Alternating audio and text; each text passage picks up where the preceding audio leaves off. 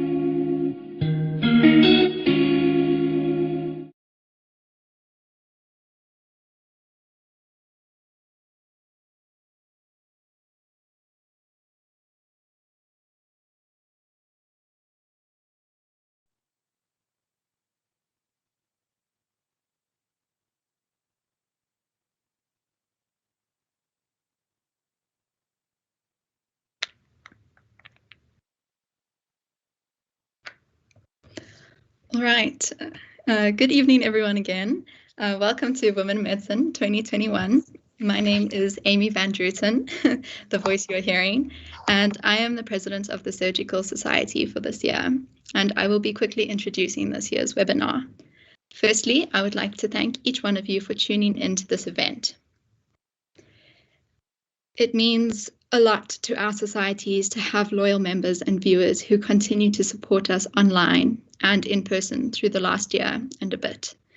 Tonight, we have an absolutely amazing panel of women lined up, ready to discuss what it means to be a woman in the world of medicine.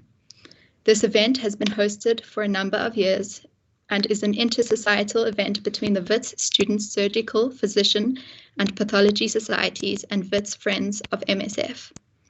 As we join hands to organize such an event, we reach out to women from many different medical disciplines to bring together a panel of diverse and accomplished women who are making waves in their respective fields.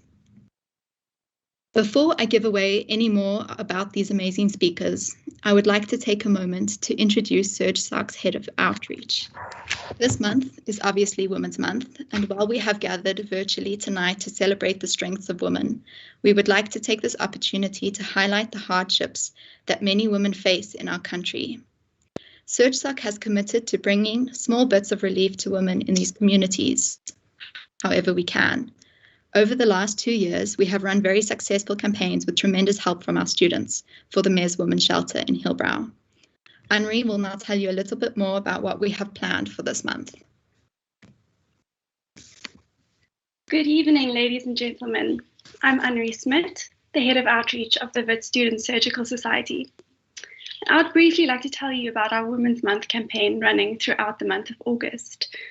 To give you some background, last year, the team leaders for Women's Month had a month-long fundraiser campaign called She Matters, dedicated to the Mes Women's Shelter in Hillbrow. Some of the women were interviewed and their stories created an overwhelming response, and some of their pictures are shown at the bottom of this slide.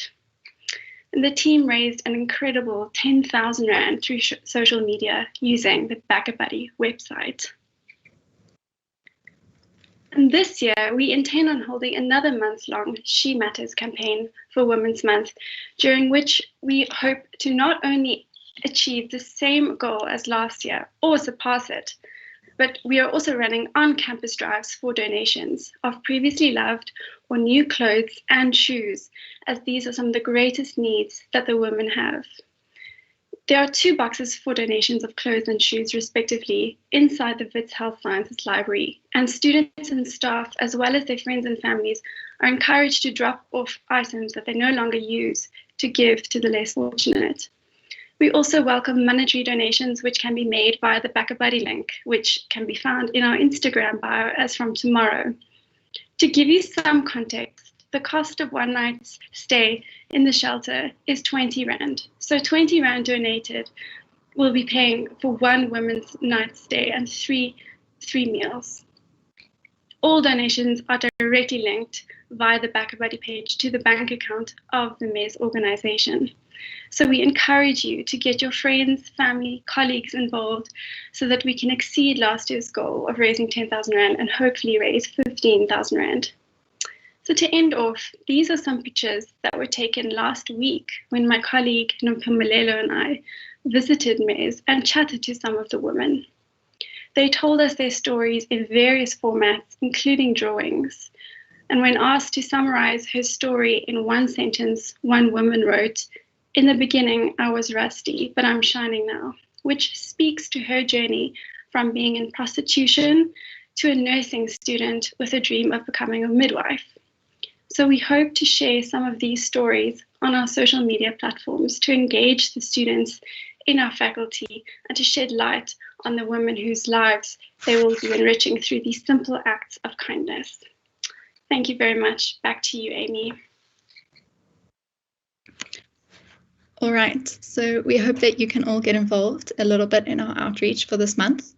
But now to introduce our panelists for this evening. First up is Dr. Joyce Zicki. Joyce is currently a specialist rheumatologist practicing at Donald Gordon Medical Center in Parktown, Johannesburg.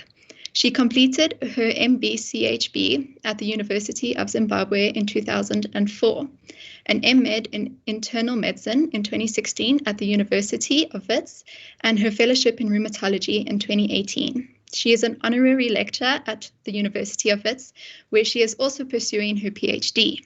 Her areas of interest include systemic lupus erythematosus, systemic sclerosis, inflammatory arthritis, and inflammatory myositis.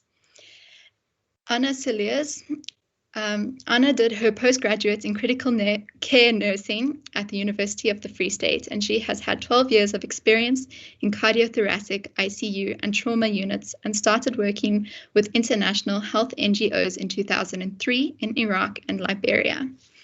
In 2012, she joined MSF, where her journey started in South Sudan. She was a nurse supervisor during a mass vaccination campaign against meningitis and has had the privilege to be part of several MSF emergency response teams in setting up field hospitals to treat outbreak diseases. Over the past few years, she has been with MSF in Pakistan, where they have provided obstetric and neonatal care, including emergency obstetric surgery and ER services, and more recently, a COVID-19 isolation center. Dr. Pumutswa Ndwambi. Pumutswa is a specialist surgeon currently working in the breast unit at Chris Hani Baragwanath Academic Hospital. She is a UCT alumnus and former Wits Surgery Registrar Representative and former president of the South African Society of Surgeons in Training. She was on the 2020 Mail and Guardian Top 200 Young South Africans list. She continues to thrive in the male-dominated field, and this is evident in the leadership roles she has held. Her advice to the younger people is be patient and kind to yourself always. Dr. Letu Letsualo. Letu hails from Bergville in KwaZulu-Natal. She graduated from Stellenbosch University in 2020 and is a medical doctor, currently doing her internship in Gauteng. She is a commercial model for TV. Some of you may recognize her from the currently airing Discovery advert, and is also a YouTube and digital content creator. Dr. Lauren Blackburn. Lauren is a histopathologist who practices as an associate pathologist at Drs. Gritzman and Thatcher Laboratories, Incorporated.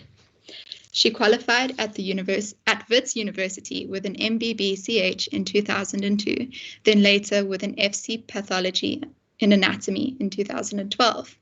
Between community service and taking up a registrar post, Lauren worked with the Wits Pediatric HIV Research Group, providing testing and data analysis for HIV-exposed infants.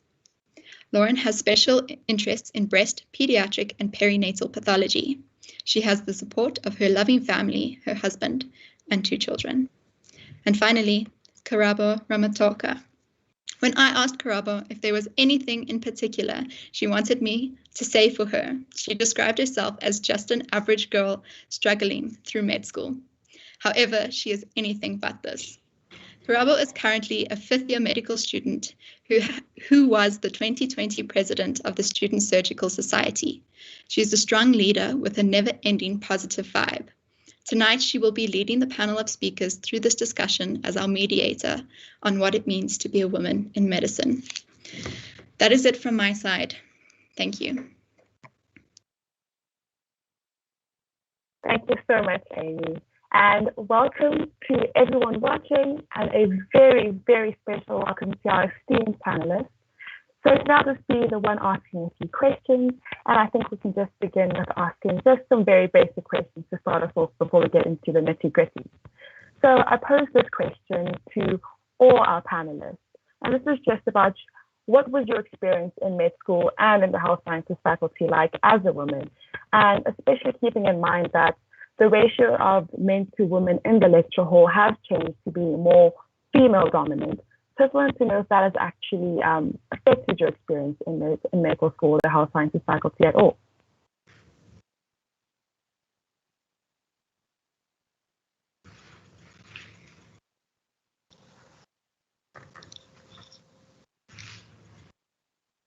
And anyone is welcome to begin. I'll speak to that. I think I was one of the first years at medical school where there were so many women compared to men, and I can't fact check myself there, but I recall people commenting on how many women were in our year, and it was in the region of 70% women to 30% men, as far as I recall, and it's certainly. It was noteworthy to many people who felt the need to comment on that. But from my side, I think I was lucky in that I wasn't, as had been in the past, one of very few women needing to defend myself or stand up for myself in any particular way. But there was certainly a degree of like, oh my goodness, there's so many of you. As a general thought that was raised at the time.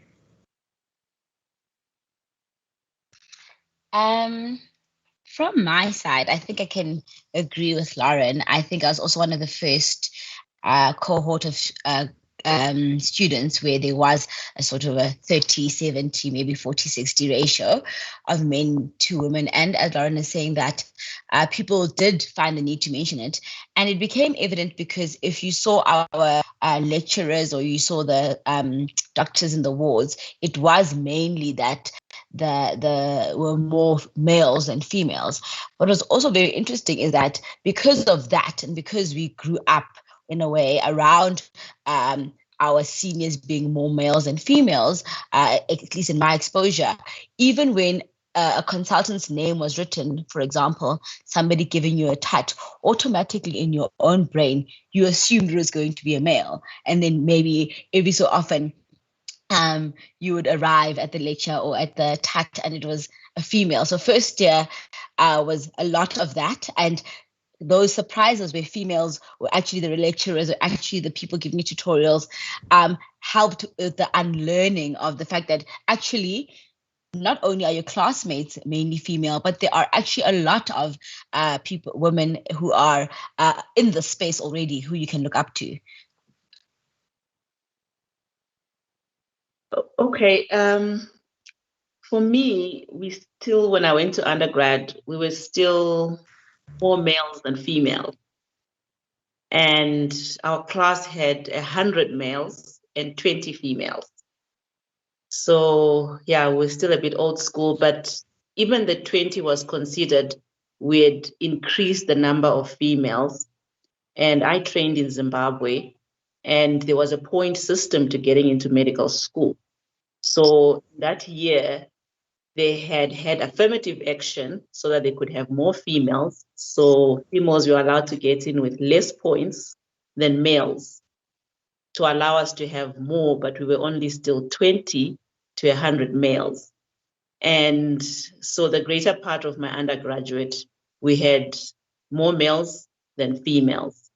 And along the way, they used to apply affirmative action, so that we could all make it to the end, to final year. So, which I think in retrospect was a good thing, but also was a bad thing because you feel you were probably being lifted up to make it to the end. But yeah, my class was still dominantly male. Sure. So I share a lot of the sentiments that have been shared just now. I graduated last year. I was in Stellenbosch, and for most of our grade, about more than 60% was women. And it's funny that even though we had a female predominance within our class, the loudest voices and the voices that were usually heard are still the male voices, even though there were so many of us who were women. So that was quite interesting. And I mean, another experience that I always remember so vividly, when you entered our old library before it was renovated now, there was sort of like a hall of fame when you walk through the corridor entering the library, and there were lots of pictures, and it was literally just men. You could count on one hand the number of women that were there. And obviously, because it was Stellenbosch, it was white male. So you didn't really feel represented in that space. So yeah, I think the narrative is changing. South Africa, I think across all our med schools, we are having more women that are, admitted into medical school and graduating. Maybe from my side, since I studied nursing in South Africa where I trained, we were predominantly female. But it was strange for us to have a male coming into the nursing fraternity, and so there kind of grow a stigma with males then. But here in the countries where I work, mostly, is a predominantly male nurse background. And in med school, many of the females who go to med school, once they graduate, they marry, and then they are lost to the profession.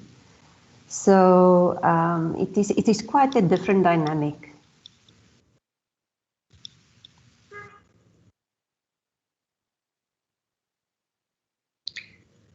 Just to add, one of the things we were told when it was so noticed that there were so many women in our intake was that the theory was that women were less likely to specialize, and that the country needed more generalists or general practitioners, and women were less likely to specialize. And so they were filling up the general posts, the GP type posts or medical officer posts in theory for the future, rather than the specialists, which would naturally be the men.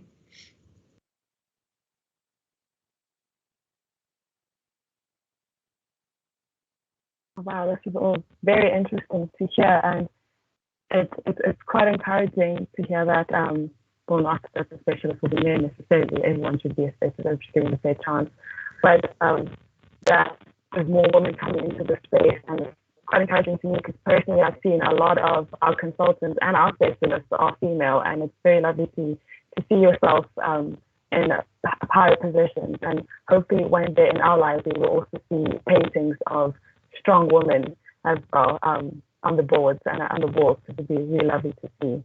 So I think we can move on from there, and we can talk about women in the hospital space. And a lot of the times we speak of the challenges that women face in medicine, and yes, those are valid. But before we get to those, I would love to hear from all of you what advantages you feel that being a woman brings to medicine. Like what are the advantages of being a woman in medicine, and what qualities do you think that women have that set us apart as being exceptional doctors and healthcare professionals?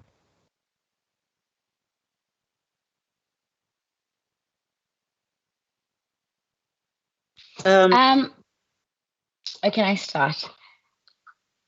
I think just because I'm in my 30s, so we were raised as girls to always be doing way more, and have way more responsibility than our male counterparts, our siblings, our cousins, our male cousins, and to almost be prepared to run households and to be prepared to look after our families. And it was always assumed that you were going to grow older, get married, have a family of your own, and so on and so forth.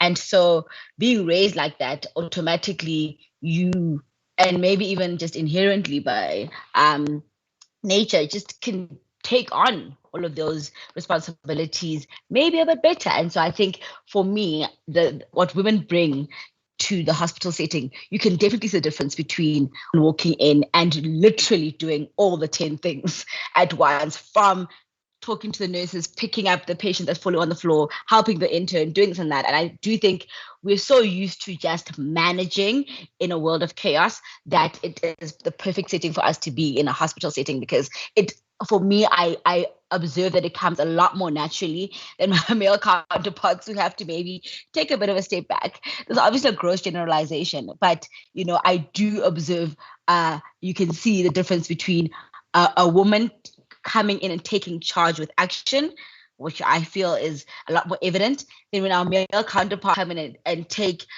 charge with their presence. I just feel like we're more doers than being showy about arriving. You can see we are there by the fact that things are done, quietly and perfectly and efficiently. Yeah, I mean, I agree with Dr. Ndwabi. I mean, women are multitaskers, I actually use the synonym of women are like octopuses, we spread our tentacles around and we do get things done. And I think the other thing, the feedback I also get from patients is women are more nurturing, we're more patient, we're more understanding, we're less likely to rush the patients, we stop and listen. And I get that a lot from patients that, they've been to our male counterparts and it was all rushed and quick and they didn't get to really express themselves. So I think our nurturing nature helps very well in the health sector. And I think it also improves the outcomes of our patients. So yeah, just to add on to what Dr. Ndwabi just said.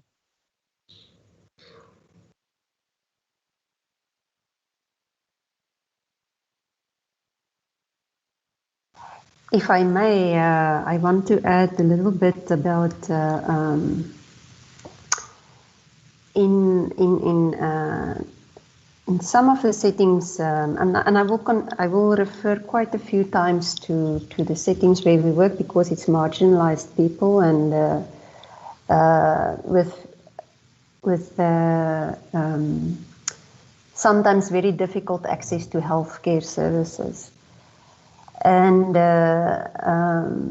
so in a current setting is women mostly stay home, and that their access to healthcare, to make the decision, it's often by somebody else. It can be the mother-in-law or it can be the husband, just to decide to go to a doctor, or if she's pregnant and she have to go to a hospital, and there's an emergency, the time it takes is often long. That delay is there. And then once you are in a hospital, the decision for certain procedures, women cannot also take. So, and then you realize the access of women in medicine, of female doctors, the power we can have to access women who are marginalized. And because then once they are, say, in a maternity unit, it's another world, and there's free interaction. Often they feel free to ask some questions that they never asked before. And also then the nursing staff, the female nursing staff, or the female doctors that work in our units, it is wonderful to experience how they are being empowered in their professional career. And so I think as women, we can never underestimate the access we have to other females, but then and then it comes in with the transgender and with and then even male as well, because males get also is also submitted to HGBV and sexual violence and all those kind of things. So yeah, I think women really have to a certain extent an advantage and a privilege what we witness.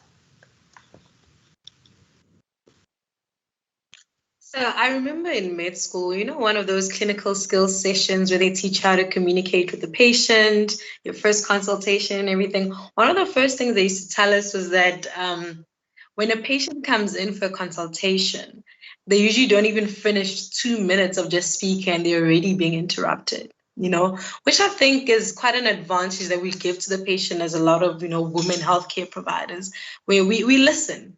I feel like we do have more patience in that nurturing role that Joyce was mentioning just now.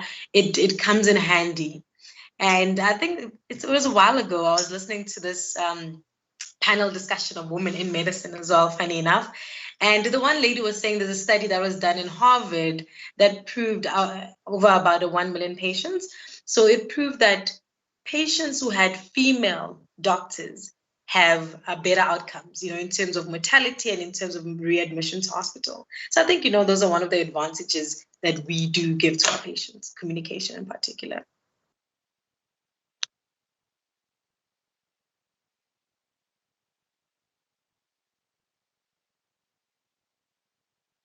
Dr. Joyce, I think that you're muted at the moment. I'm muted, sorry. So I was saying, you also find as an intern, a registrar, a fellow, while you're still in training, your female seniors are more sympathetic, they're more supportive, they're more encouraging. So I think even in the stage where doctors are being trained, the nurturing aspect of females is quite outstanding, and you find it's always easier, even for the male students, to go and talk to a female senior, about their problems. So I think we really add so much value, given our own biological makeup as women, which adds a great value to health.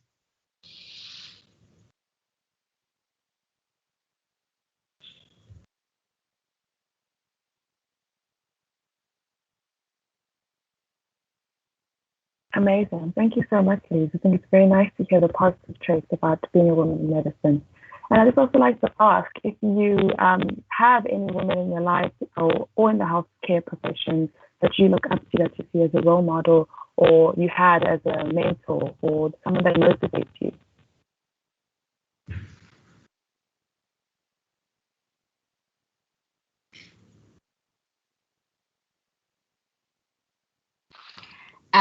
For me, I'm the first doctor in my family, so not just female doctor, but doctor. But I do have nursing aunts, and so being a healthcare provider was always an option. And initially, because of what I was exposed to, I thought I was going to be a nurse. And when I got more and more exposed to the hospital thing and saw that there were female doctors, which is why representation is so important, I thought this was going to be amazing to have an opportunity to do this. And one of the first female doctors I was actually exposed to was Dr. Carol Ben. I was actually in primary school, and my mother worked at the breast clinic. At the time, Dr. Ben was at Barra. So I went to work with her, and I saw that, and I was helping. And I remember she asked me what I wanted to be, and I just decided probably a week prior that I wanted to be a doctor. And she was just like, just a doctor? You're going to be a surgeon? And I was like, these are wild, wild dreams that you have for me. But it just made it possible. Hearing that made it possible and made it within the realm of possibility. And throughout that exposure, both from nursing to all kinds of healthcare providers that are females, I've just been more and more exposed to the realm of possibility that women can achieve. And so I'm constantly inspired by my seniors, but even more so by women who work around me, especially in surgery, which is what I am currently a specialist in. Just seeing my fellow consultants juggling, being not only great surgeons as females, but great surgeons in general. And, you know, they're not great female surgeons, they're great surgeons. And they are also great mothers. And you know by the fact that they're talking about their kids who sound mentally stable and mentally healthy. And you can see the kind of nurturing role that they have with the students and with the junior doctors. And so seeing that and just that being a norm constantly inspires me to also just be better for our juniors and our colleagues as a female. So I'm constantly inspired by many females, both in surgery, both in nursing, both in just general practitioners. It's just so wonderful to see that. Maybe a few years ago I would have named like one person. I can't even name now because there's going to be an endless list, and it's a great place to be for us.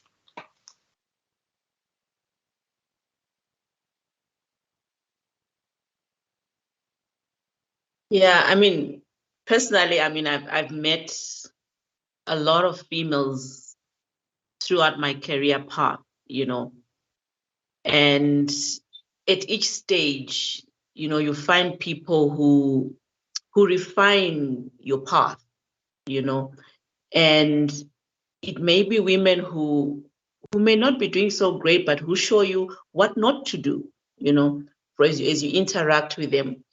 And, you know, I've met women who've gone to school to specialize late in life, and they've done very well.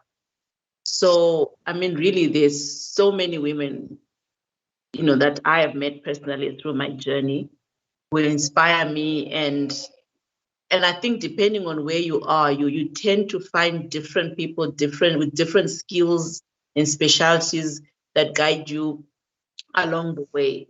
So really, I can't name one. There are lots that have shaped my career, and in a negative or in a positive way. But to me, at the end, it has made me who I am today. So yeah, there are lots.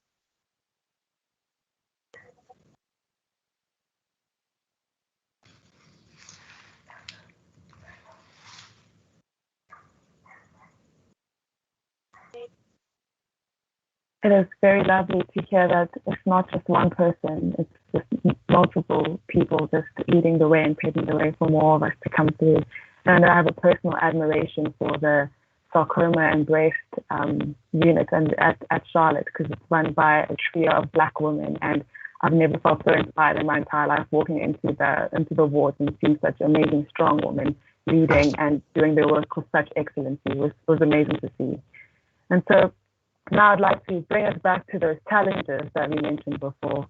And I wanted to know, what challenges do women in particular face being medical practitioners? And what challenges have you faced in particular?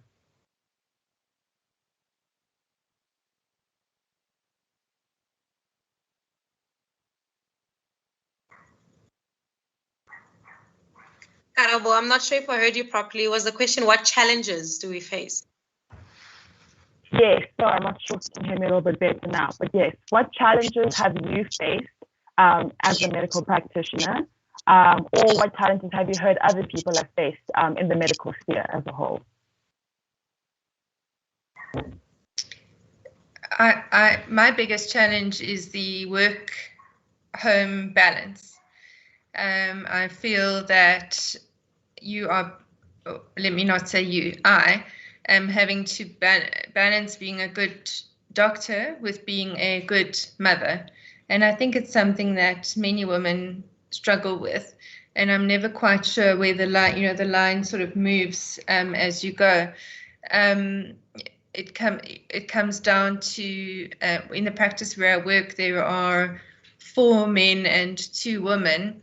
And luckily, the men are very supportive, but it comes down to the fact that if there's an after hours event at short notice, I feel that I need to say I can't because of my family, and that's something I've chosen to say, and that's a pre-arrangement. It's not dropping anybody at the last minute, and I'm lucky to be supported by that. Because I have chosen to say, you know what, that is my time with my family. But it is a challenge, and one is always, you struggle. You don't want, as a woman, for people to have to make any excuses to make yourself different from the other people in the practice. But at the same time, you want to be present for your children. So that challenge for me is a constant struggle with wanting to be as good as or as available as the men, but still wanting to be at home with my family. Sure. So challenges. For me, so I've been a doctor for only 7 months now, and I must say that I don't think I was fully prepared for internship, and I don't even know if anyone can actually fully prepare you for that. The past few months have been so difficult. And I was in internal medicine, and, most days you come back home and you cry, and it's a lot of work. It's a lot of time in hospital, and, you're an intern, so you're at the bottom of the barrel. And you work with some people that make you feel that, So I think that's something that really, really does get to you. And it's not, I don't think that's woman specific, but that's just, what comes with this field, I guess, which doesn't make it okay either. And so I found that that was one of my big challenges this year. And when you do speak up, first of all, you're scared to speak up because it's medicine. We have a very toxic hierarchy. And when you do, there's this victimhood, like you become victimized, which makes the working environment very difficult for you. So yeah, that's something that I've really experienced a lot. And I'm trying to, I don't even have a solution for it. I'm just still trying to get through it. But everyone's just like, that's what internship is. So yeah, for me, it's not really like gender specific, but just what internship has come with so far. I'll speak of a few challenges, not really personal, but just from student days to being a consultant, the things I've been exposed to. So starting with patient perception. And automatically when some patients who, because of, depending on their age and what they've been exposed to, are used to having male doctors, automatically assume that you are not a doctor, that in a ward setting, you are the nurse or the sister.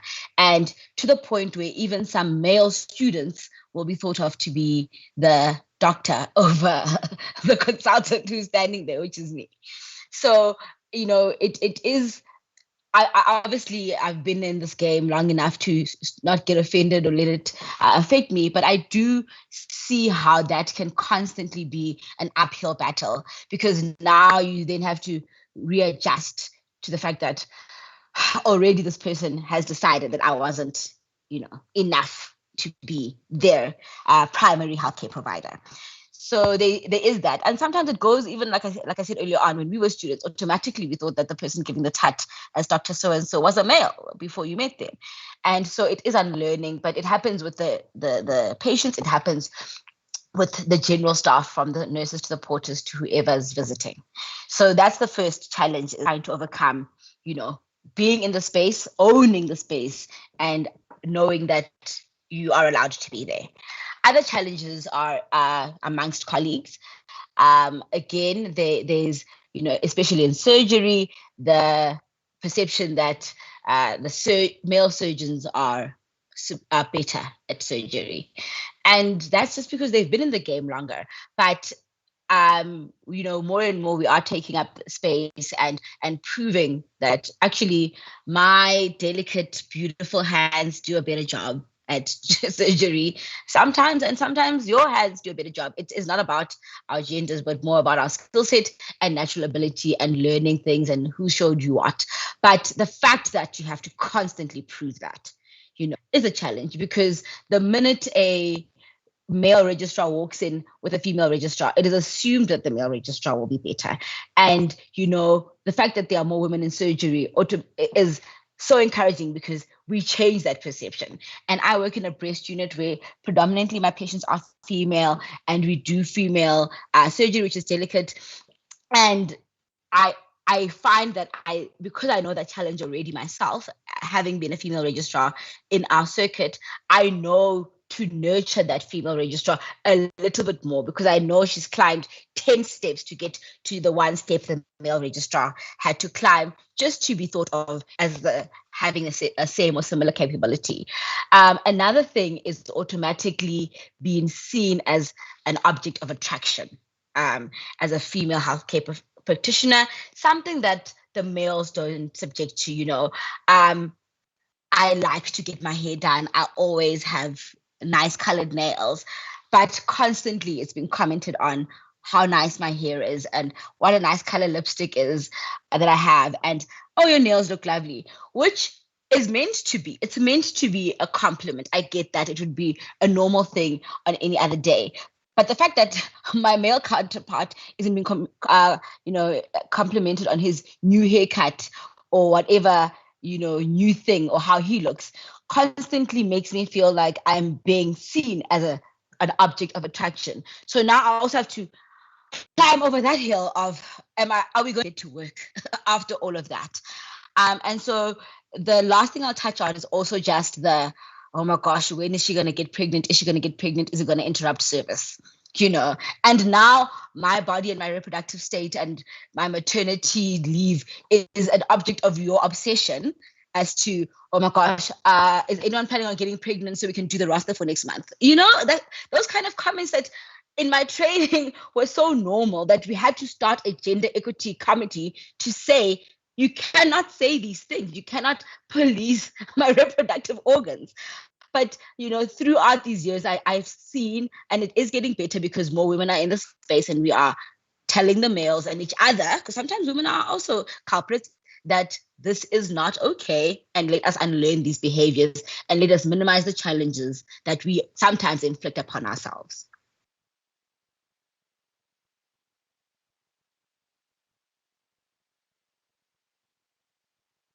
And I think often for women in health, you just said that to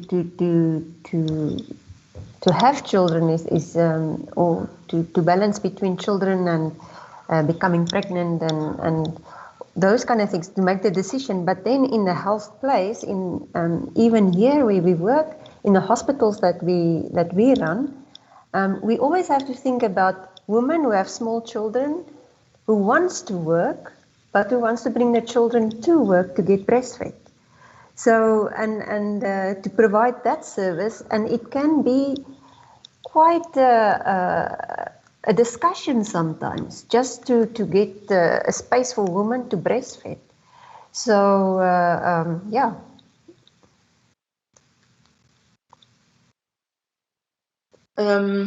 Yeah, just to add on, the one challenge that I faced. I mean, I'm a Black female in the private sector, and it's not easy. Okay, and we have very few rheumatologists in the country, but you struggle to get your practice up and running because someone is looking for a male, white, Indian. Patients actually call and say, Ziki, is she Black? Is she white? And then it's Black. What type of Black? Is she Zulu? Is she Xhosa? So that's a lot of prejudice, and it's not about your skill at the end of the day or what you can give. And I think it's something we are not fully prepared for while we are training, because you choose a profession according to your capabilities. But when you get into the real world, it's not about your skills. It's about the color of your skin. It's about your gender. And, people question, can you not, and I think it's a real challenge, especially if you're still young and trying to get yourself established in the private sector. And you find we're having less and less opportunities in the state sector because there are no posts. So after training, you're forced to move out and make a living. And starting off is really not easy, and that has been a challenge I've had to face, I've had to overcome. And yeah, you have to work extra hard and find ways of distinguishing yourself from the rest of the pack. But it is not easy, because when you train, you don't anticipate such challenges, but it's real.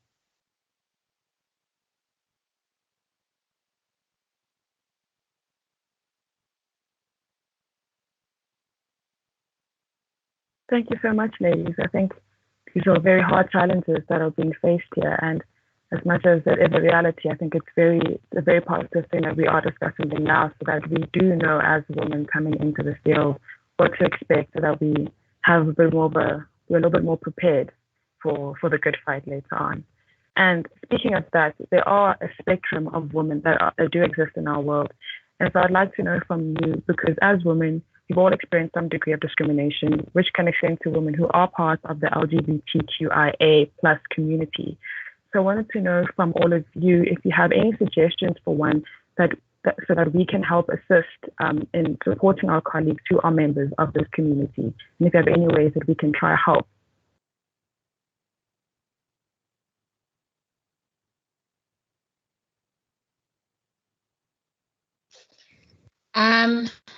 I think this is a very, very important topic, and I think because it's not spoken about enough, because I think members of the LGBTQIA+ community are still just fighting every little battle to be seen and heard. The battle of the workplace is just, it seems so far, because on a daily basis, being allowed to exist is almost not allowed for them. And so I do think that mainly from people who are students and younger, you need to force it down, just as men have forced down their superiority and their patriarchy upon the world. It needs to be forced upon the world, the equality that is necessary within that community. The other day I was doing a ward round, and there was a consent form done by an intern, and I was very impressed. I could really see by the way there were additions onto that consent form that this person was very well informed. And I said, who is this person? And I was told their name. And I said, is it a he or a she? And the interns told me it's a them. And I was so happy that, we are at the place where people aren't afraid to tell the consultant that this person who you're impressed by identifies as such. And it should be so normalized. And I think we must open up the conversation, because I do feel very well informed, because I have a lot of friends who are members of the community. So I understand the association with pronouns and things. But I think having that younger generation interns and students who can give that information to people who may not be as privy to the information. And if I wasn't sure what that means, to say, what does that mean in terms of what they identify as, and start having those conversations, because at the end of the day, it has nothing to do, like Jess was saying, with your skill set. But now automatically people assume that how you identify in terms of your sexuality matters in terms of how you work, and it doesn't. I have a colleague who is lesbian, and people just assumed that that's why she wanted to do trauma, because it's more male dominated, and that meant she was, a man. And that's the kind of perception that is currently associated with the community, and we need to break it. And I think that definitely the younger generation, and I learn day from people around me, especially my students and my interns, and anyone junior to me, sometimes colleagues and my own personal friends, that it's a conversation that has to constantly be had. The same way you keep asking people and intruding on what does your husband say? We need to unlearn that, because the assumption is that that you are in a relationship, that you're married, and that you're married to a man. And so, when you say that men are this and women are that and husbands are this and wives are that, you must understand that it can mean a spectrum of things. And if you aren't at the space where you can understand that, you shouldn't be going into those spaces in people's lives. and people's personal sexual orientations? I think when it comes to this issue, it becomes we all have a personal responsibility, and I also think there's an institutional responsibility, right? So all these healthcare workers, we come from some institution, we do receive some form of formal training from a formal body.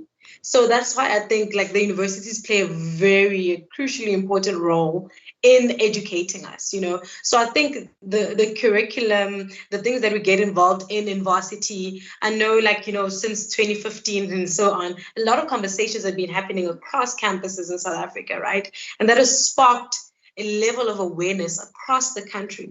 So I think that definitely needs to be, you know, challenged a bit more, and more people should get involved. And also you as a healthcare professional in training should take it upon yourself, you know, to educate yourself first thing, because a lot of us are uneducated or miseducated and misinformed. So there's a lot of learning and unlearning that we need to do. Because now what happens one day when you're faced with a patient who doesn't identify as him or her, like what Dr. said, you know, you can't just assume someone's gender, you know. So I think, yeah, personally, we need to educate ourselves, and then our institutions also need to take, you know, a firmer stand in educating healthcare professionals about our different genders.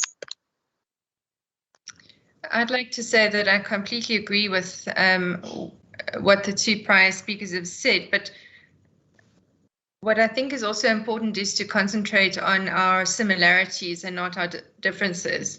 Whilst we are all unique in our own ways, we should be, and I'm talking about in the professional setting, we should be doctors doing our best for our patients and working our best with our colleagues, trying to focus on personal excellence and trying to minimize our differences, so that, yes,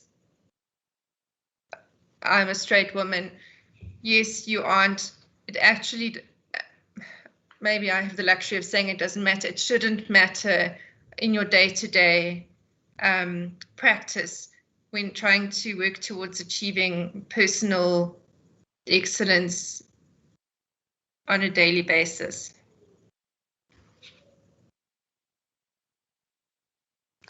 I think the other thing that we witness with our colleagues that belong to the LGBT community is if they look different, the stigmatization that they often experience from patients, and we as colleagues need to learn how to learn skills on how to kind of, I wouldn't say, is it protect them or support them, or so that patients do not take advantage of their position as patients against any of our colleagues, be it LGBT professional person or any other straight person.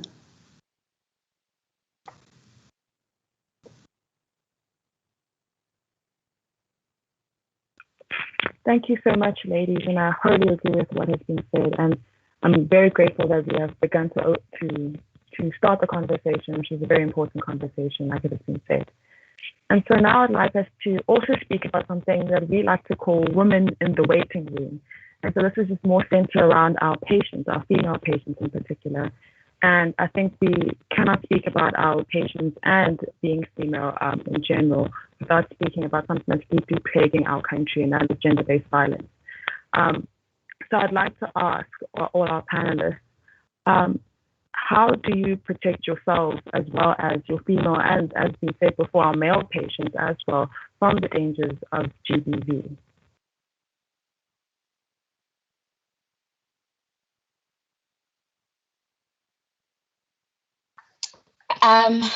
Well, I think, unfortunately, we all know that our current, judiciary and policing system isn't the greatest. And working in a trauma setting as a surgeon, this is something that we're exposed to. women and children being abused physically, sexually assaulted, and things of that nature. And it is very difficult to sometimes see the same person in the waiting room, as you say, over and over. It is very difficult to try and actually counsel a person, do your job, get her to the point where she feels empowered and stronger, and the system fails her. And you don't feel like you're being met halfway by it's, the judiciary or the police. And so it is difficult to constantly see that system fail, but there are things put in place that constantly need improvement and just need reinforcement to the fact that they exist to help women who are vulnerable and children who are vulnerable. And I think we don't appreciate enough the role of, the fact that leaving situations of abuse is something that happens, if it happens at all, slowly at first and then all at once. And so we also mustn't be frustrated by people who are not, getting out of those situations, who are telling you that they can't leave, they won't leave, they're thinking of their children. We must sort of learn to understand the situation.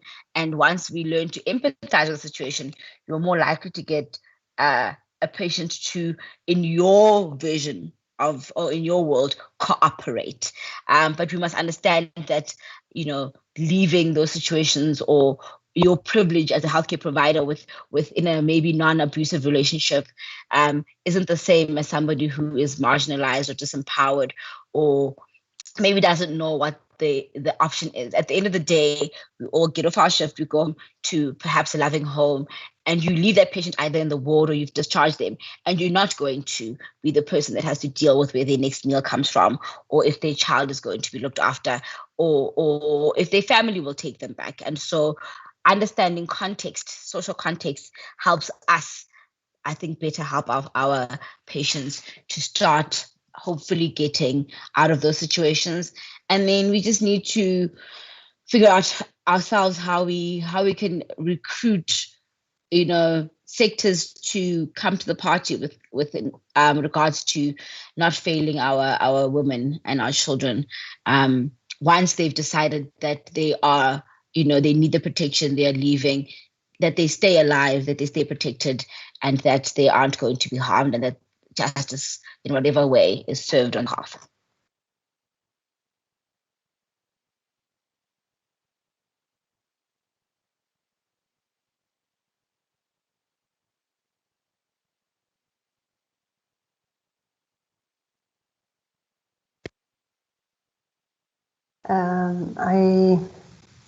I think I fully agree with what you've said. I also think that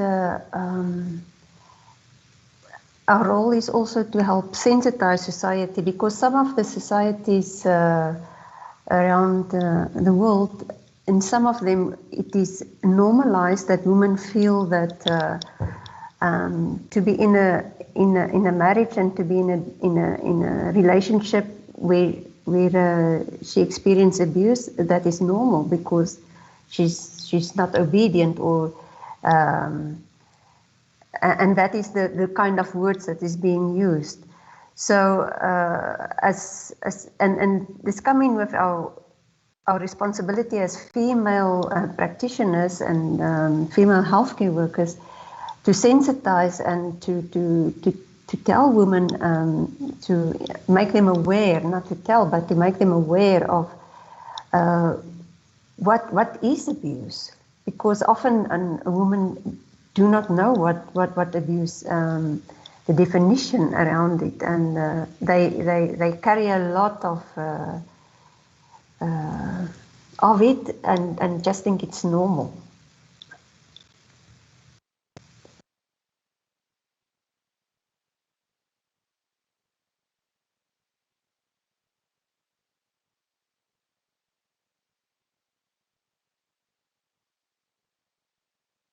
Thank you so much, Nate. Thank you so much, ladies. I think this is a very important conversation that needs to be had, and it's something that is deeply troubling throughout the board. And so I think we also have another topic to discuss based around women's health issues.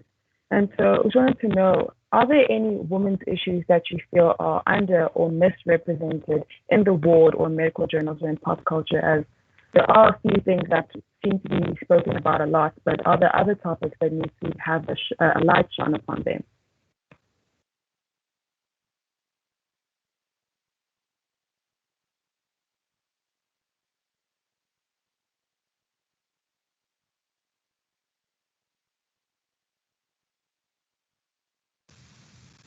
Karabo, I did not hear you well. If you could repeat, please. I keep forgetting to unmute myself. I was saying especially the issues regarding emotional issues, female emotional issues. I think they are underappreciated, and I think as we've been having this conversation, we are expected to perform, be a mom, be a professional, and the emotions that come with all these things and what we go through, I think they're underappreciated, and they're not discussed enough. So I think our emotional issues, we still need to talk more about it and address them more. I think because I work with women, a lot of the time we are cognizant of women issues, but prior to that, and sometimes when I'm doing just general acute care surgery, understanding the health-seeking behaviors of women based on their child care necessities or their necessities to their family is something that we need to mind to, because a lot of people in the casualty setting will refuse or be reluctant, rather, to be admitted because they've left a child at home that doesn't have a caregiver or is just with the father, and they are expected, either culturally or just whatever their home situation is, to be the person to look after the child, to feed the child, to prepare the child for whatever. And I think those issues aren't dealt with.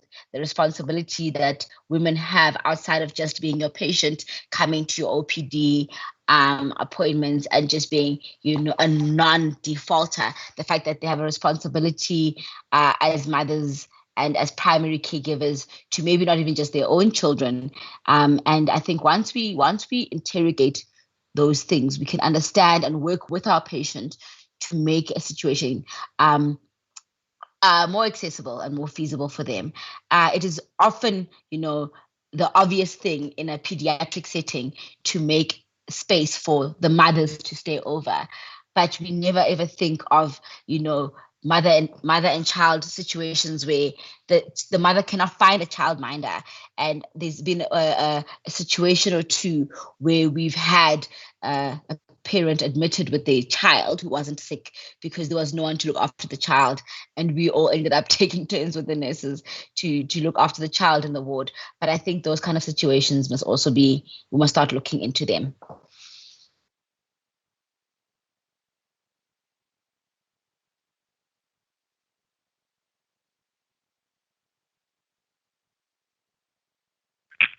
Thank you so much for bringing up these issues. And I think it's very important to note the other aspects of what being a woman is and having medical issues, especially like as you mentioned, like being a mother and knowing that you can't just leave your child if you are expected to be the primary caregiver of the child.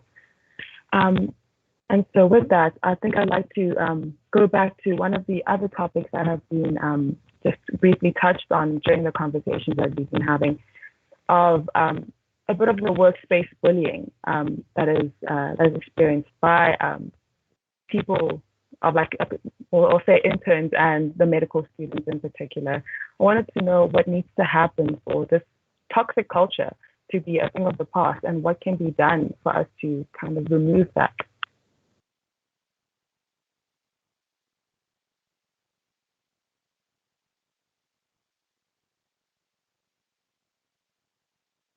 Okay. Personally, I think this toxic culture, I think it comes from the way the medical field is structured. There's a lot of hierarchy in the field. For example, my husband is non-medical. If we go out with his colleagues, they call each other by their first names, and even if we out with his boss, there's nothing like boss so and so. It's John, it's David, it's Mary, they're at first name basis. Even if you're the most junior in the group, you call your boss by his first name. But when it's the reverse side, we want to call each other Dr. So-and-so, Prof. So-and-so, so I think that hierarchy and title divides us, and I think creates room for bullying and for looking down upon somebody else. If you think about it, the fact that somebody has managed to acquire an MBCHB, they've been good enough to get a degree, but we still want to treat them like children. And some of the interns are mothers, they are fathers, but you still get looked upon as if you are a child. So I think for me, we need to do away with the hierarchy, and begin to look at each other as colleagues. From the day someone graduates with their MBCHB, they should be welcomed into the club as colleagues. And yes, you can then decide to further your studies and become whatever. But I think even professors should be called by their first name, because that takes away that hierarchy and that looking down upon each other and treating each other as, I don't know, unimportant. So I think the whole medical field in its entirety, we have to relook at the hierarchy system and maybe start by coming down to first name basis. We're colleagues across the board. One colleague is just not as experienced as the other, but we are all colleagues at the end of the day.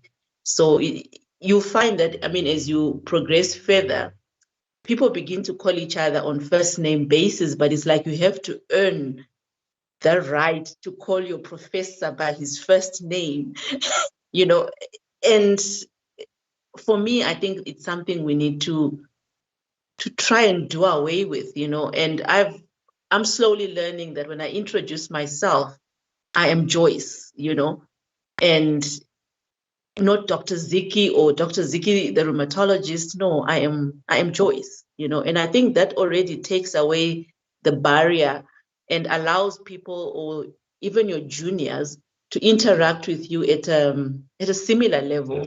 So that's what I think, and I know it's a real big dream and might not happen in my lifetime, but I think that will make a huge difference. Yeah, you're asking for a miracle, Joyce. But I think that is where the problem begins.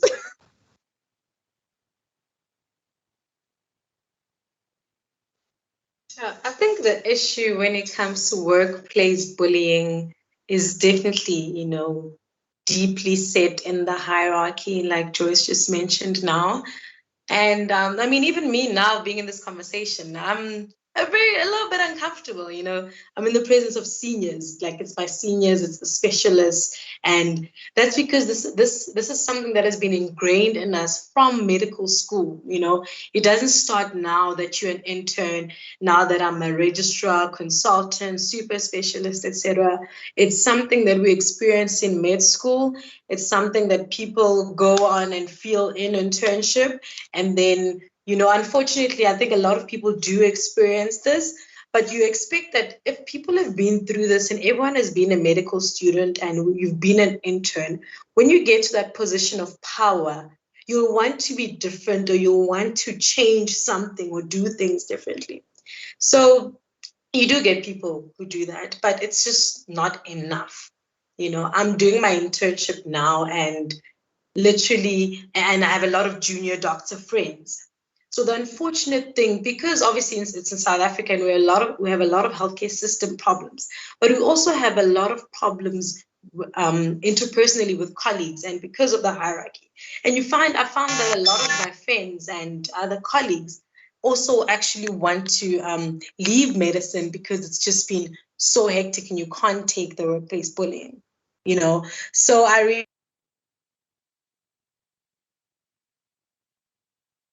really think every, can tell you their own experience of how they've experienced it. And the problem is that our institutions, our hospitals that we're working in, they have the platforms, right? But they never really seem to work. So for a solution for this to work or to address these issues, it's obviously like a personal thing with every person, how they treat the next person, but also how do we report it? How do we report bullying and being victimized and actually not face any repercussions, not be victimized for actually reporting someone for being unfair to you, So we need, I think, systems that actually work and that actually take action when, someone is being treated unfairly and, there's problems within colleagues, So yeah, I don't have much solutions to it, but I'm still going through the process.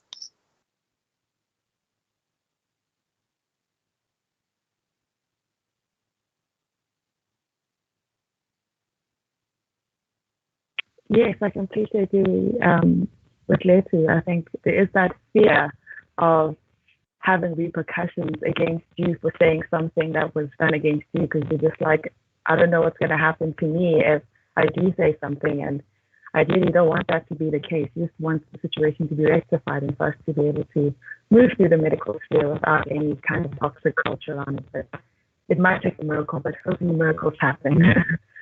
And so I think we can just end off with one last question. And I think that will just be, does anyone have any advice for any budding women in medicine?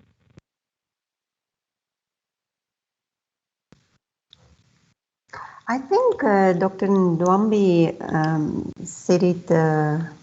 Ndwambi said it earlier very well. She said to walk into that space and to own the space as a woman. I've seen it many times, and I think I experienced it myself. But that is very, very good advice that she gave there. Yeah.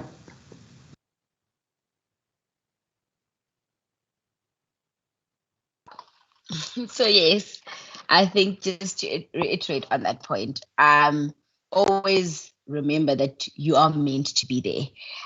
You have done the work. You've put in just as much effort as everyone else.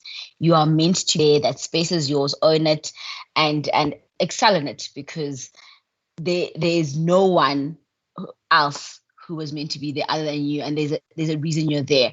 And I think a big thing which I'm a big advocate for, just especially with women, is you're allowed to look after each other and you're allowed to be compassionate. And the feeling of, oh no, this is a professional environment and we're all supposed to be hardcore and just get done and take the abuse and the bullying and this. You're allowed to look after each other. You're allowed to understand each other. You're allowed to give each other a break. You're allowed to be sisters to each other, and don't think that being compassionate is a sign of weakness. Just because your seniors, male or female, or even your male counterparts are showing a more bravado, attitude. Be compassionate, be who you are, and understand that you're still as excellent as the next person.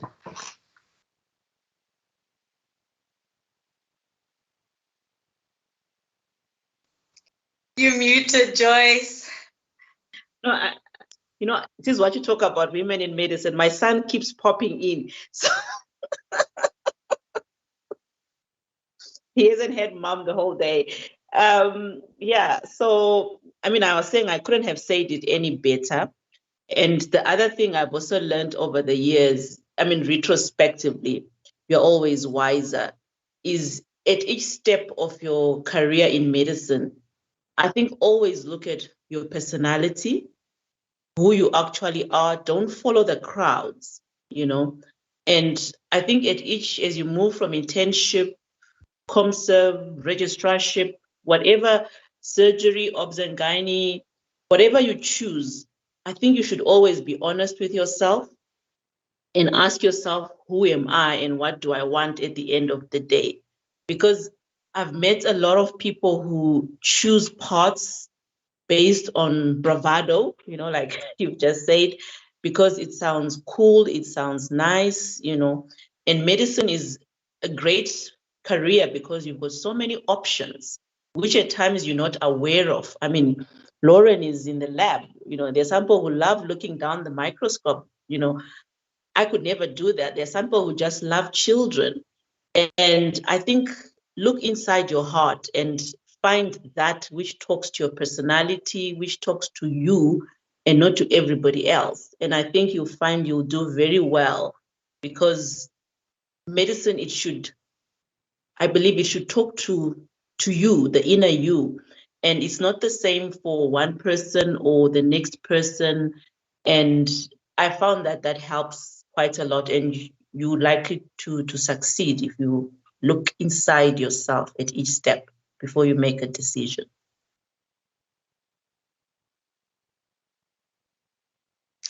My last words, like Garabo said, medicine is tough. You're not an average student struggling through med school. You'll definitely make it. And I think that's something that you should know internally, that, you've already made it. The fact that you've come this far, you've made it. And it's going to be a tough journey. I've found that, through med school, internship, and I'm sure going forward, there'll always be challenges. So you need to learn to enjoy it. You need to find what works for you and make sure that you enjoy the process.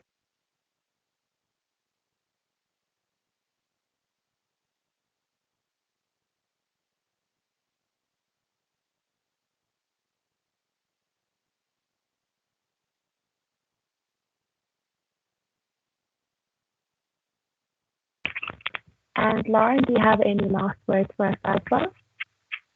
Yeah, there's two things I want to say. One is that as of tomorrow, I call everybody by their first name. Thanks, Joyce. And funny, there's two older partners in my practice that I still call Dr. So-and-so and Dr. So-and-so, and that's just ended tonight. And then the other thing is just to say that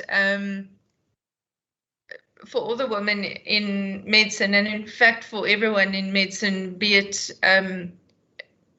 as a doctor, a nurse, a medical student, or in any form, just to own it. This is what you chose. This is what you want to do. Do it, and don't let anything, be it your race, your gender, your sexuality, your background, your home life, hold you back. And yeah, embrace it, enjoy it, and use everyone's first names.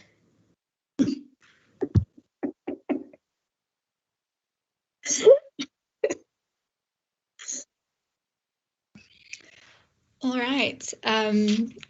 Thank you so much. It is Amy speaking again, and I would like to just say that does bring us to a close with our discussion.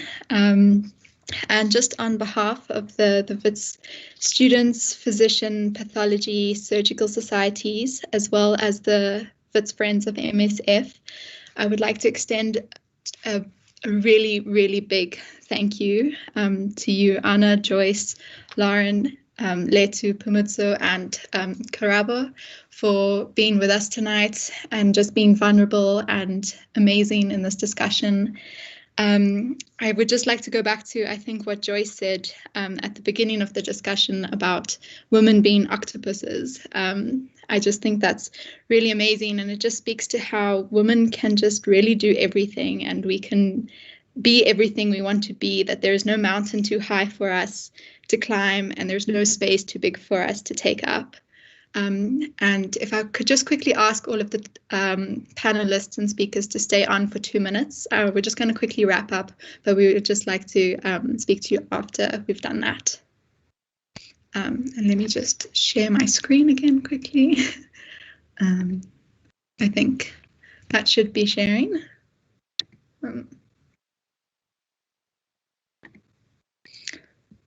Okay, hopefully you can see this and you can still hear me.